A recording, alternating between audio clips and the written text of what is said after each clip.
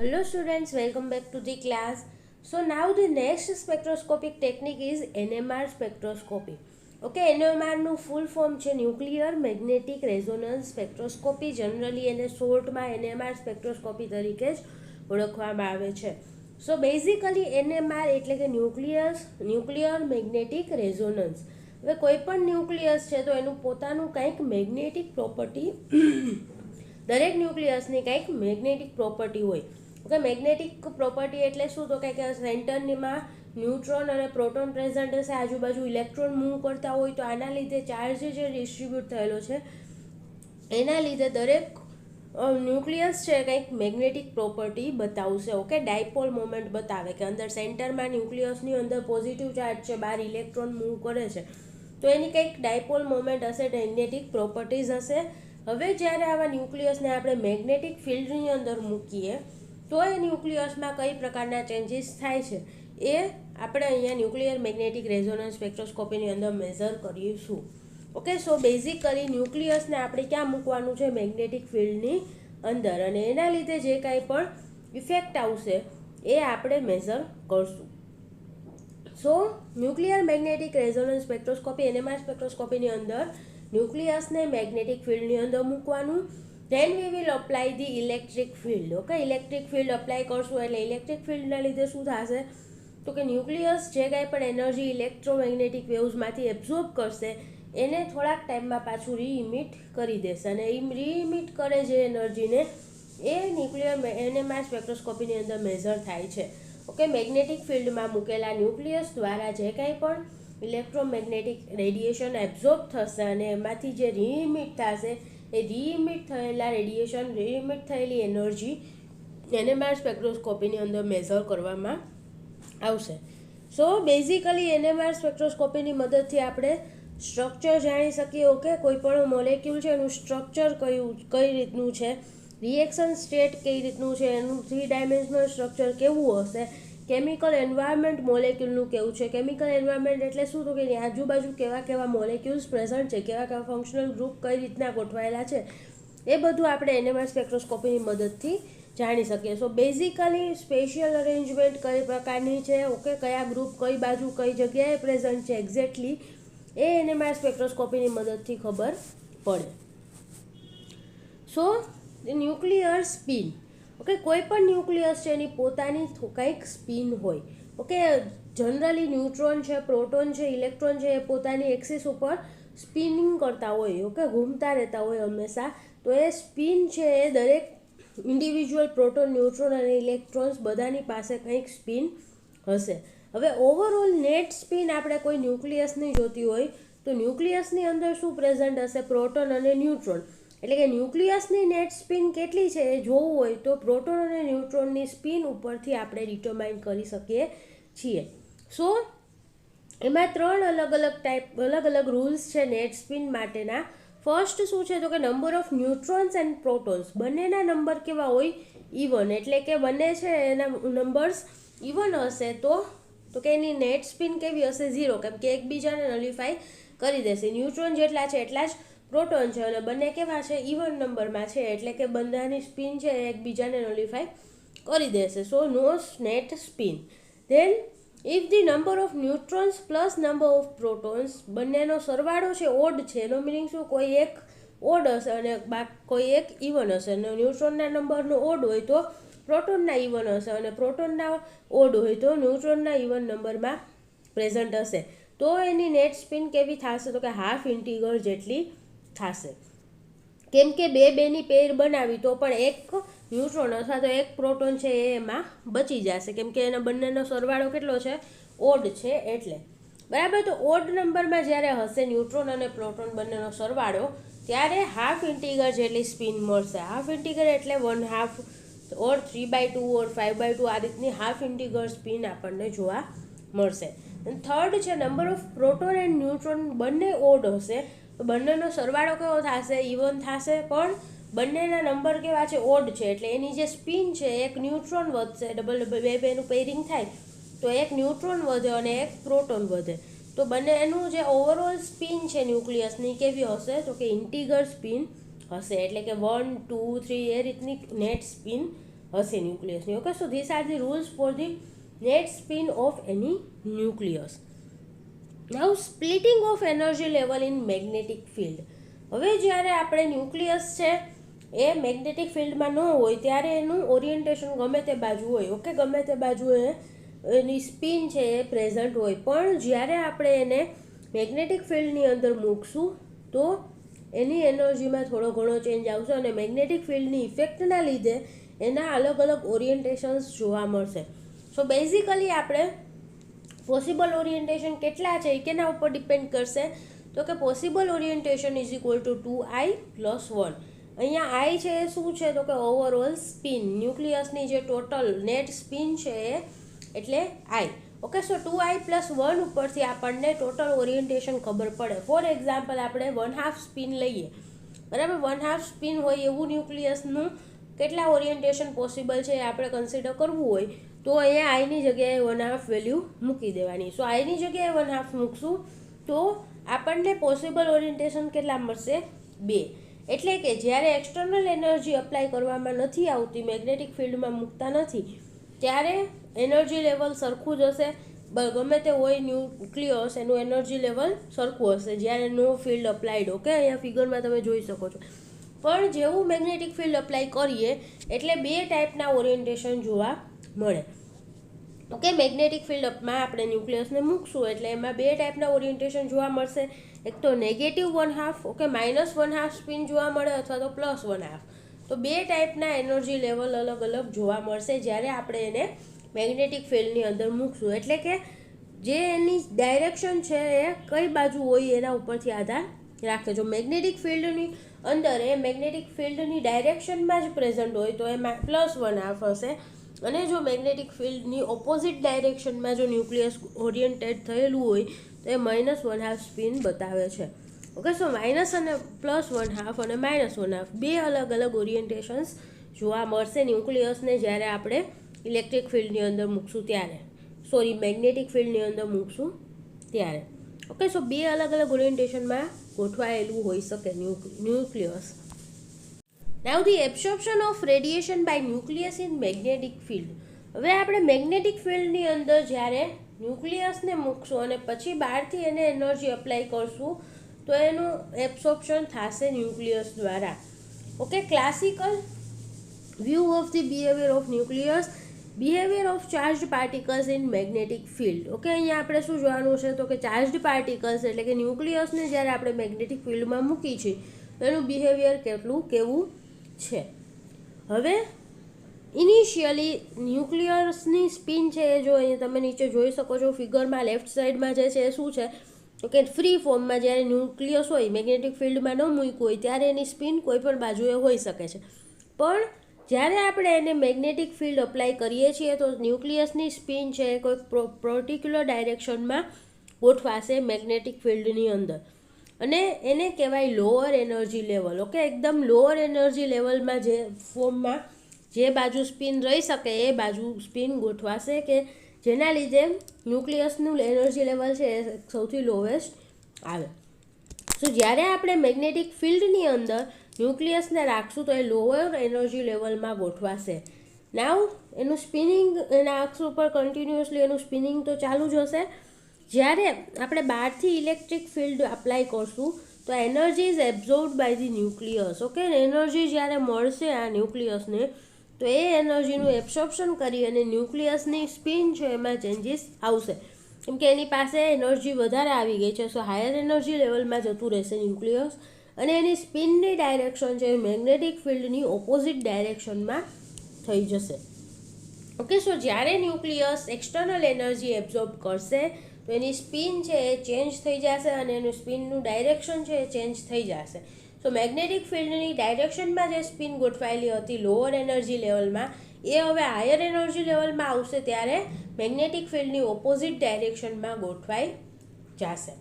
So this flip in the nucleus spin. Now at a time આપણે ઘણા બધા nucleus છે પ્રેઝન્ટ હશે મેગ્નેટિક ફિલ્ડની અંદર. ઓકે, સિંગલ ન્યુક્લિયસને આપણે મૂકતા નથી પણ કોઈ સેમ્પલ મૂક્યું તો એમાં ઘણા બધા ન્યુક્લિયસ પ્રેઝન્ટ હશે. સો આ રીતના ન્યુક્લિયસ છે બધા એનર્જી એબ્ઝોર્બ કરી અને એની સ્પિનમાં ચેન્જ આવશે અને એ તો કે હાયર એનર્જી લેવલમાં ગોઠવાશે. હવે કન્ટિન્યુઅસલી હાયર એનર્જી લેવલમાં ન્યુક્લિયસ રહી શકે નહીં. એનું જે એનર્જી એબ્ઝોર્બ કરી છે એનું રિલીઝ પણ પાછું કરવું પડે. ઓકે, કન્ટિન્યુઅસ ઇનાઈ ફોર્મમાં રહી શકે નહીં. સો ન્યુક્લિયસ છે પાછું હાયર એનર્જી લેવલમાંથી લોઅર એનર્જી લેવલમાં આવશે. એટલે કે જે મેગ્નેટિક ફિલ્ડની ઓપોઝિટ ડાયરેક્શનમાં એની સ્પિન થઈ ગઈ હતી એ સ્પિનને પાછું ચેન્જ કરી અને ક્યાં આવી જશે તો કે પાછું મેગ્નેટિક ફિલ્ડની ડાયરેક્શનમાં થઈ જશે. અને હાયર એનર્જી લેવલમાંથી લોઅર એનર્જી લેવલમાં જ્યારે આવે ન્યુક્લિયસ તો at that time it will release some energy. Okay, એનર્જીનું રિલીઝ કરશે અને એ એનર્જીને મેઝર કરવામાં આવે છે ન્યુક્લિયર મેગ્નેટિક રેઝોનન્સ સ્પેક્ટ્રોસ્કોપીની અંદર. So the process of returning of nuclei from the higher energy level to the lower energy level is known as the relaxation process.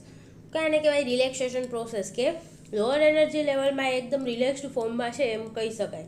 એના ઉપર કોઈ પણ ફોર્સ લાગતું નથી કેમ કે મેગ્નેટિક ફિલ્ડની ડાયરેક્શનમાં છે. પણ જ્યારે એનર્જી એબ્ઝોર્બ કરશે તો હાયર એનર્જી લેવલમાં આવી અને મેગ્નેટિક ફિલ્ડની ઓપોઝિટ ડાયરેક્શનમાં થઈ ગયું છે એટલે કન્ટિન્યુઅસલી એના ઉપર મેગ્નેટિક ફિલ્ડની ઇફેક્ટ લાગે રાખશે. ઓકે, કન્ટિન્યુઅસ મેગ્નેટિક ફિલ્ડ છે એના ઉપર અપ્લાય થતું રહેશે અને પાછું એ જ્યારે લોઅર એનર્જી લેવલમાં આવી જાય તો એ પ્રોસેસને કહેવાય રિલેક્સેશન પ્રોસેસ. સો રિલેક્સેશન પ્રોસેસ છે બે અલગ અલગ ટાઈપની હોય છે. એમાં બે ટાઈપ કયા કયા છે તો કે spin lattice relaxation and spin relaxation. Okay, spin lattice relaxation એટલે શું તો કે જે સેમ્પલની અંદર ન્યુક્લિયાઈ પ્રેઝન્ટ હોય એ સેમ્પલને કહેવાય લેટાઇસ. ઓકે, જે સેમ્પલની અંદર આપણે ન્યુક્લિયાઈ છે ડિઝોલ્વ થયેલું છે અથવા જે સેમ્પલની અંદર પ્રેઝન્ટ છે એ સેમ્પલને કહેવાય લેટાઇસ.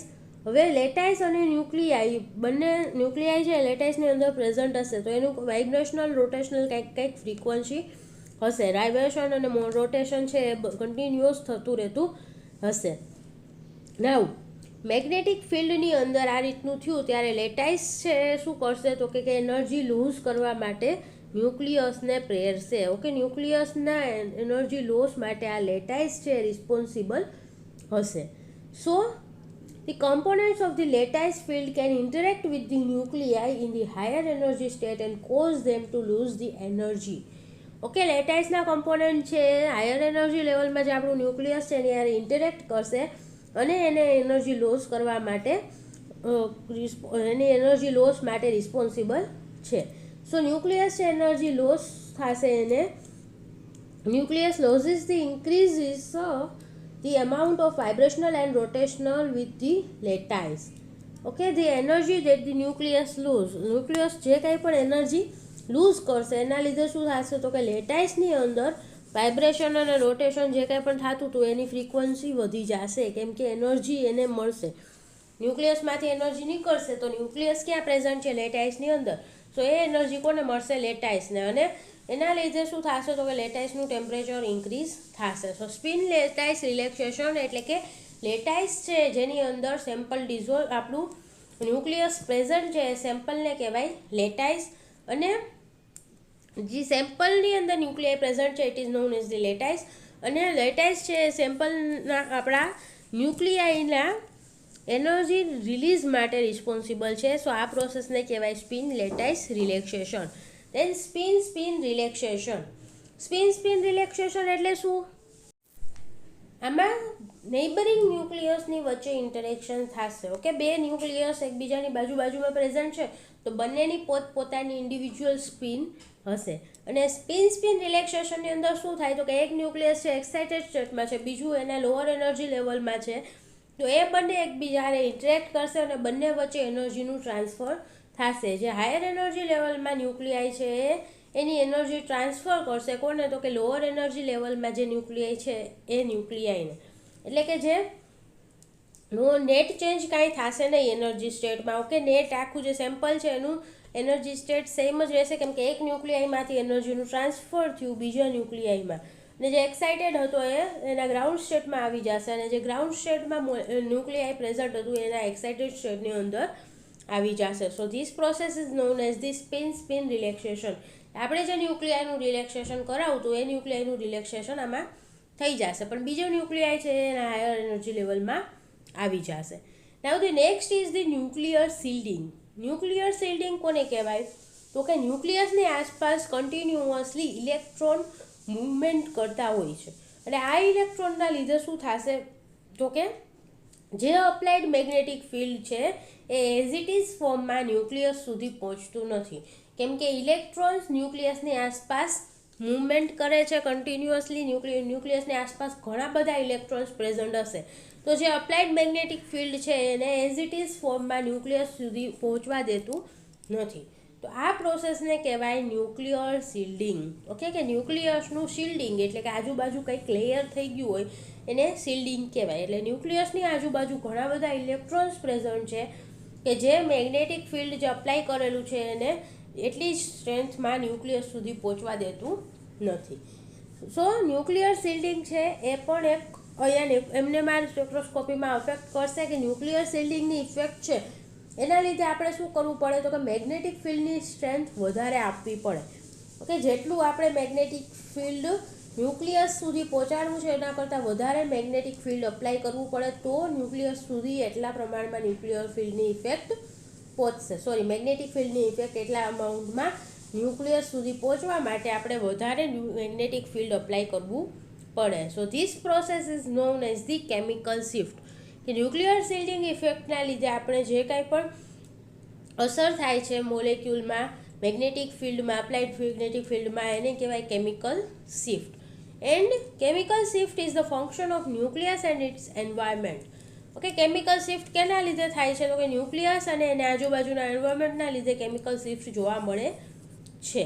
અને કેમિકલ શિફ્ટ મેઝર કરવા માટે કોઈક રેફરન્સ કમ્પાઉન્ડ લેવું પડે. રેફરન્સ કમ્પાઉન્ડની હારે કમ્પેર કરી અને આપણે કેમિકલ શિફ્ટ મેઝર કરી શકીએ કોઈ પણ ન્યુક્લિયસની. Okay, so this was the chemical shift. So this is the instrumentation for the NMR spectrophotometer. Okay, NMR સ્પેક્ટ્રોફોટોમીટરનું સ્ટ્રક્ચર આ પ્રમાણેનું હશે. બે બાજુ એકદમ હાયર મેગ્નેટિક ફિલ્ડવાળા મેગ્નેટ પ્રેઝન્ટ હશે. ઓકે, હાયર પાવર મેગ્નેટ બે બાજુ રાખવામાં આવશે, વચ્ચે સેમ્પલ છે એ આપણું રાખવામાં આવે છે. સો સેમ્પલને ઇન ધી ગ્લાસ ટ્યુબની અંદર ભરીને રાખવાનું. ગ્લાસ ટ્યુબનો ડાયામીટર જનરલી 5 મિલીમીટર જેટલો હોય છે જે એને મારમાં યુઝ થાય એનો. એટલે કે એકદમ પતલી ગ્લાસ ટ્યુબ હશે જેની અંદર આપણું સેમ્પલ ભરવાનું ને એને મેગ્નેટિક ફિલ્ડની અંદર રાખવામાં આવે છે. નાઉ ધી મેગ્નેટ પોલ્સ એટલે કે બે અલગ અલગ મેગ્નેટ પોલ હશે. દેન સ્વીપ સપ્લાય. ઓકે, બે બાજુ તમે જે રોડ જેવું જુઓ છો એ શું છે તો કે સ્વીપ સપ્લાય માટે છે. એટલે કે મેગ્નેટિક ફિલ્ડને આપણે ચેન્જ કરવું હોય તો એના દ્વારા આપણે કરી શકશું. ઓકે, મેગ્નેટિક ફિલ્ડમાં ચેન્જ કરવા માટે. દેન ગ્લાસ ટ્યુબ કન્ટિન્યુઅસલી રોટેશનમાં રાખવામાં આવશે એટલે કે દરેક મોલેક્યુલ સુધી પ્રોપર મેગ્નેટિક ફિલ્ડ છે એ પહોંચી શકે. Now there is the radio frequency oscillators. એટલે કે રેડિયો ફ્રીક્વન્સી સપ્લાય કરવામાં આવશે અને રેડિયો ફ્રીક્વન્સી ડિટેક્ટર એ શું કરશે તો કે જે કાંઈ પણ રેડિયો વેવ્સ છે રિલીઝ થશે. ઓકે, આપણું ન્યુક્લિયસ છે એક્સાઇટેડ સ્ટેટમાં આવ્યું છે, ત્યાંથી એક્સાઇટેડ સ્ટેટમાંથી પાછું એના ગ્રાઉન્ડ સ્ટેટમાં આવશે અને એ પ્રોસેસ દરમિયાન જે કાંઈ પણ રેડિયો વેવ્સ રિલીઝ થશે રેડિયો ફ્રીક્વન્સી એને ડિટેક્ટ કરવા માટે ડિટેક્ટર આપેલું છે. ઓકે, સો ડિટેક્ટર શું કરશે રેડિયો ફ્રીક્વન્સી જે રિલીઝ થશે એને ડિટેક્ટ કરશે અને એના ઉપરથી આપણને તો કે કોઈ આપણું સેમ્પલ છે એનું સ્ટ્રક્ચર ખબર પડશે. So here radio frequency is used for the measurement of compound. NMR ઇન્સ્ટ્રુમેન્ટની અંદર આટલા કમ્પોનેન્ટ પ્રેઝન્ટ હશે. ઓકે, મેગ્નેટિક પોલ હશે, દેન સેમ્પલ ટ્યુબ રાખવાનું. કોલ્ડ નાઇટ્રોજન કેના માટે છે તો કે ટેમ્પરેચર ડાઉન રાખવા માટે. ઓકે, અહીંયા ઘણી વખત હીટના ફોર્મમાં પણ એનર્જી રિલીઝ થતી હોય તો હીટ છે એના લીધે આપણું સેમ્પલ અફેક્ટ ન થાય એના માટે કન્ટિન્યુઅસલી કોલ્ડ નાઇટ્રોજન સપ્લાય કરવામાં આવે છે. એટલે કે આપણી ટ્યુબનું ટેમ્પરેચર ઇન્ક્રીઝ થશે નહીં. અને બીજી વસ્તુ તો કે ટ્યુબ છે કન્ટિન્યુઅસલી સ્પિનિંગ કન્ડિશનમાં છે તો સ્પિન થવાના લીધે પણ એની અંદર ટેમ્પરેચર જનરેટ ન થાય એના માટે કોલ્ડ નાઇટ્રોજન રાખવામાં આવશે. So this is the instrumentation for the NMR spectroscopy. NMR સ્પેક્ટ્રોસ્કોપીની અંદર શું થશે તો કે જ્યારે આપણે આપણા ન્યુક્લિયસને મેગ્નેટિક ફિલ્ડની અંદર મૂકશું એટલે કે આપણું સેમ્પલ મેગ્નેટિક ફિલ્ડમાં મૂક્યું તો સેમ્પલની અંદર ન્યુક્લિયસ પ્રેઝન્ટ હશે. હવે એ ન્યુક્લિયસને મેગ્નેટિક ફિલ્ડની અંદર રાખ્યું છે એટલે શું થશે તો કે એની ઓરિએન્ટેશન એની જે સ્પિનનું ડાયરેક્શન છે એ મેગ્નેટિક ફિલ્ડની ડાયરેક્શનમાં થઈ જશે. જ્યારે આપણે એક્સટર્નલ એનર્જી આ ન્યુક્લિયસને અપ્લાય કરશું તો એ ન્યુક્લિયસ એક્સટર્નલ એનર્જીને એબ્ઝોર્બ કરી અને એના લોઅર એનર્જી સ્ટેટમાંથી હાયર એનર્જી સ્ટેટમાં આવી જશે. હાયર એનર્જી સ્ટેટમાં ન્યુક્લિયસ વધારે ટાઈમ માટે રહી શકશે નહીં, અને હાયર એનર્જી સ્ટેટમાં હોય ત્યારે એની સ્પિન છે મેગ્નેટિક ફિલ્ડની ઓપોઝિટ ડાયરેક્શનમાં થઈ જશે. લાંબો ટાઈમ સુધી આ હાયર એનર્જી સ્ટેટમાં રહી શકે નહીં ન્યુક્લિયસ, એટલે એ પાછું હાયર એનર્જી સ્ટેટમાંથી લોઅર એનર્જી સ્ટેટમાં આવશે by the process of relaxation. અને રિલેક્સેશન દરમિયાન શું થશે તો કે અમુક એનર્જી છે એ in the form of radio waves release થતી હોય, કેમ કે ન્યુક્લિયસમાંથી જે કાંઈ પણ એનર્જી રિલીઝ થશે એ લેટાઇસની વાઇબ્રેશનલ અને રોટેશનલ એનર્જીને અફેક્ટ કરે, એ આપણે વાત કરી. તો રેડિયો વેવ્સના રૂપમાં એનર્જી છે એ રિલીઝ થશે રેડિયો ફ્રિકવન્સીના રૂપમાં, કેમ કે રેડિયો વેવ્સનું જ્યારે એબ્સોર્પ્શન થાય ત્યારે પણ વાઇબ્રેશનલ અને રોટેશનલ એનર્જીમાં ચેન્જીસ થતો હોય. સો વાઇબ્રેશનલ રોટેશનલ એનર્જીમાં ચેન્જીસ આવશે એટલે રેડિયો ફ્રિકવન્સીમાં ચેન્જીસ આવશે, અને એ રેડિયો ફ્રિકવન્સીમાં જે ચેન્જ આવે એ NMR ઇન્સ્ટ્રુમેન્ટ દ્વારા મેઝર થશે, ડિટેક્ટર દ્વારા મેઝર થશે. Clear? Now the applications of NMR spectroscopy. એમાં ફર્સ્ટ છે સોલ્યુશન સ્ટ્રક્ચર, એટલે કે મેક્રોમોલેક્યુલ્સ જનરલી આપણે સોલ્યુશનના ફોર્મમાં પ્રેઝન્ટ હોય છે, સોલ્યુશનમાં ડિઝોલ્વ ફોર્મમાં બાયોમોલેક્યુલ્સ પ્રેઝન્ટ હોય. તો એવા બાયોમોલેક્યુલ્સ અથવા તો મેક્રોમોલેક્યુલ્સના સ્ટ્રક્ચર સોલ્યુશનની અંદર ડિટરમાઇન કરવા માટે NMR સ્પેક્ટ્રોસ્કોપીનો યુઝ થાય છે, કે સોલ્યુશનના ફોર્મમાં જ એનું સ્ટ્રક્ચર ડિટરમાઇન કરી શકાય. Then second application is the molecular dynamics, એટલે કે મેક્રોમોલેક્યુલ્સની મોશનની પ્રોપર્ટીઝ કેવી છે, એની અંદરના જે મોલેક્યુલ્સ છે બધા કમ્પોનન્ટ, એની મોશનલ પ્રોપર્ટીઝ કેવી છે, એટલે કે ડાયનેમિક પ્રોપર્ટીઝ કેવી છે એ આપણે સ્ટડી કરી શકીએ છીએ NMRની મદદથી. દેન પ્રોટીન ફોલ્ડિંગ, એટલે કે પ્રોટીન અનફોલ્ડેડ સ્ટેટમાં કેવું છે, પછી એનું ફોલ્ડિંગ થાય છે તો એના ઇન્ટરમીડિયેટ સ્ટેપમાં પ્રોટીન કઈ રીતનું દેખાશે, અને ફોલ્ડિંગની આખી પ્રોસેસ કઈ રીતે અનફોલ્ડેડ ફોર્મમાંથી ફોલ્ડેડ ફોર્મમાં આવે છે, એ ફોલ્ડિંગની દરેક ઇન્ટરમીડિયેટનું સ્ટ્રક્ચર જાણવું હોય તો આપણે NMRની મદદથી જાણી શકશું. એટલે કે પ્રોટીન ફોલ્ડિંગ કઈ રીતે થાય છે એ NMRની હેલ્પથી જાણી શકાય છે. દેન આયોનાઇઝેશન સ્ટેટ. આયોનાઇઝેશન સ્ટેટ એટલે શું તો કે કોઈ પણ મેક્રોમોલેક્યુલ છે એ રિએક્શન દરમિયાન એની કેમિકલ પ્રોપર્ટીઝ કેવી છે, એનું ફંક્શનલ ગ્રુપ પ્રેઝન્ટ છે તો એ કયા ફોર્મમાં પ્રેઝન્ટ છે, આયોનિક ફોર્મમાં છે કે પછી ન્યુટ્રલ ફોર્મમાં છે, એ જાણવા માટે યુઝ કરી શકાય. દેન વીક ઇન્ટરમોલેક્યુલર ઇન્ટરેક્શન્સ. ઓકે, મોલેક્યુલ્સની વચ્ચે જે કાંઈ પણ વીક ઇન્ટરેક્શન્સ હોય, બે મેક્રોમોલેક્યુલ્સની વચ્ચે જે ઇન્ટરેક્શન્સ હશે તો એ ઇન્ટરેક્શન્સ જાણવા માટે યુઝ થઈ શકશે. દેન પ્રોટીન હાઇડ્રેશન. પ્રોટીનની અંદર વોટર પ્રેઝન્ટ છે અથવા તો વોટરની હારે પ્રોટીનનું ઇન્ટરેક્શન્સ કેવું છે એ જાણવા માટે યુઝ થઈ શકશે. Then hydrogen bonding. Okay, hydrogen bonding એટલે હાઇડ્રોજન બોન્ડ્સ કઈ કઈ જગ્યાએ પ્રોટીન સ્ટ્રક્ચરમાં પ્રેઝન્ટ છે અથવા તો મેક્રોમોલેક્યુલ્સના સ્ટ્રક્ચરમાં હાઇડ્રોજન બોન્ડ કઈ જગ્યાએ પ્રેઝન્ટ છે એ ડિટરમાઇન કરવા માટે પણ NMR યુઝ થઈ શકે. Then drug screening and design. Okay, ડ્રગને આઈડેન્ટિફાઈ કરવા માટે, અને તો કે ડ્રગ છે એ કોઈ મેક્રોમોલેક્યુલ હારે બાઇન્ડ થયેલું છે તો એ મેક્રોમોલેક્યુલના સ્ટ્રક્ચરમાં એના કન્ફોર્મેશનમાં કઈ રીતનો ચેન્જીસ આવે છે એ બાઉન્ડ ફોર્મમાં પણ આપણે જાણી શકીએ. સો ડ્રગને સ્ક્રીન કરવા માટે અને એની ડિઝાઇનિંગ કરવા માટે યુઝ થશે.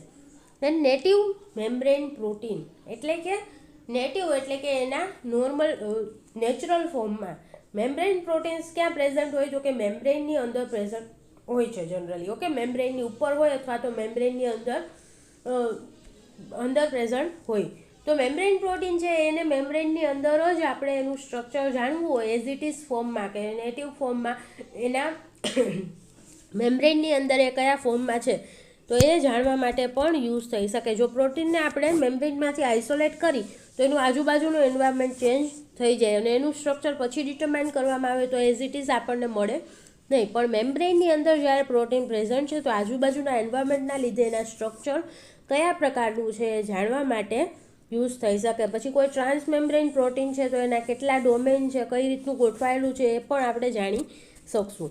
દેન મેટાબોલાઇટ એનાલિસિસ, એટલે કે મેટાબોલિક પ્રોસેસ દરમિયાન જે કાંઈ પણ કમ્પાઉન્ડ્સનું ફોર્મેશન થતું હોય એના એનાલિસિસ માટે યુઝ થશે.